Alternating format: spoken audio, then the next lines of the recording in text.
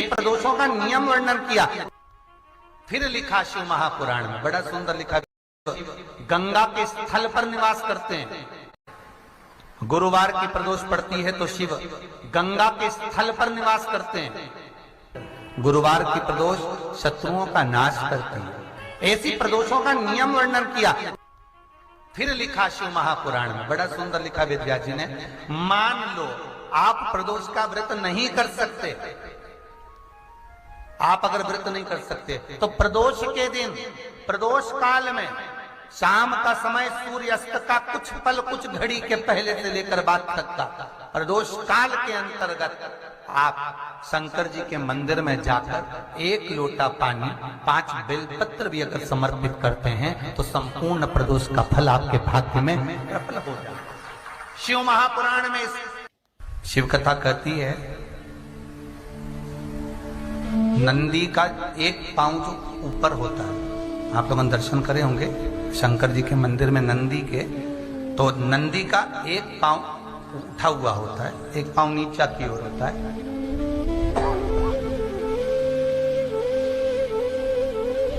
शिव पुराण की कथा कहती है, मान लो कोई हड्डी से जुड़ा हुआ रोग,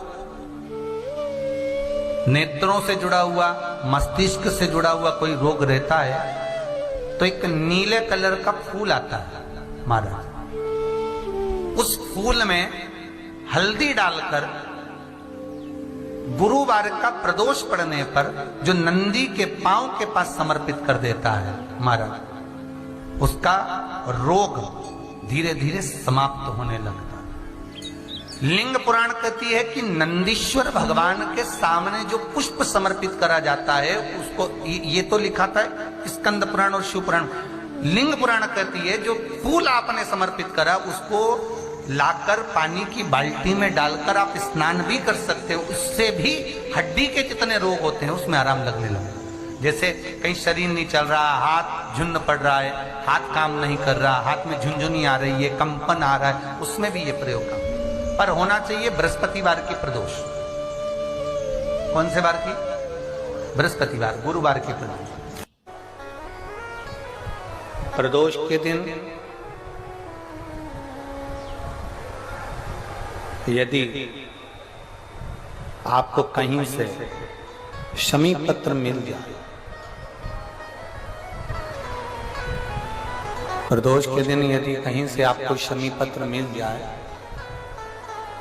और प्रदोष काल में, प्रदोष का जो समय होता है, शाम का जो समय होता है प्रदोष काल,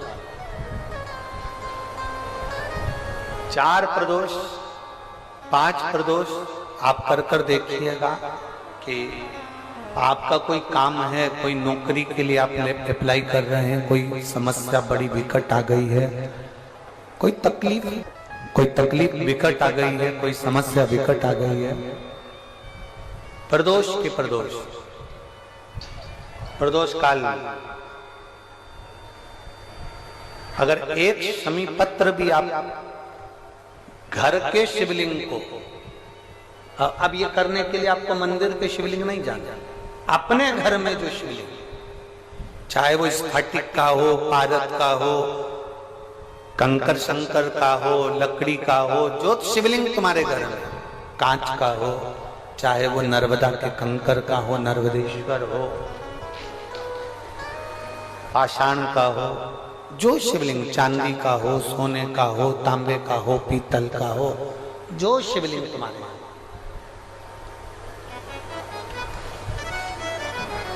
एक शमी पत्र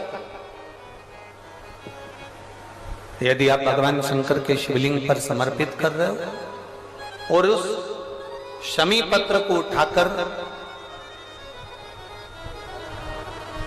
रात्रि को 9:15 की जो एक मुहूर्त होता है, एक समय होता है जिस समय पर हम अपने मन की बात भगवान शंकर को कहते हैं, पूर्व में भी इसका वर्णन हम कर चुके हैं कथाओं में।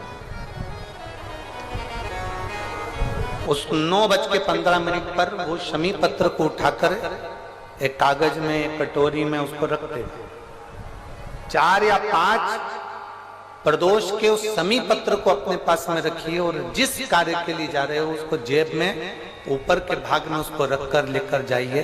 आपका वो कार्य सफल होकर ही रहेगा, वो रुक नहीं सकता।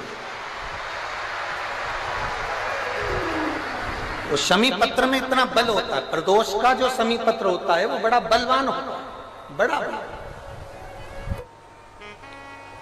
प्रदोष, शिवरात्रि, सोमवार, सोमवार की अष्टमी। प्रदोष भी हर महीने आती है, शिवरात्रि भी हर महीने आती है, सोमवार भी हर महीने 2, 3, 4, 5 पड़ी जाती है। सोमवार की अष्टमी जरूर साल भर में 4 या 5 आती है। सोमवार, प्रदोष, शिवरात्रि, सोमवार की अष्टमी, ये वो तिथियां हैं, ये वो वार हैं। अगर कोई भूल से भी शंकर भगवान के शिवलिंग का निर्माण करता है या अपने घर में रखे हुए शिवलिंग पर शमी पत्र को समर्पित कर देता है तो जिंदगी में उसका बाल बांका हो ही नहीं सकता है। प्रदोष के शमी पत्र में बल होता है, प्रदोष के शमी पत्र में। मैं सुनील जी को धन्यवाद दूंगा, आपको बहुत बहुत साधुवाद। ये 5 दिन की कथा में 22 तारीख को प्रदोष पड़ रहा है और बाबा की कृपा है आप पर, जो ये प्रदोष के समय पर भी कथा चल रही। कथा का समापन 23 को है पर 22 को प्रदोष पड़ जाएगा। कितने किस्मत वाले हैं रेवाड़ी वाले, घर जाके नजर उतर वाले ना राइनोन से हो।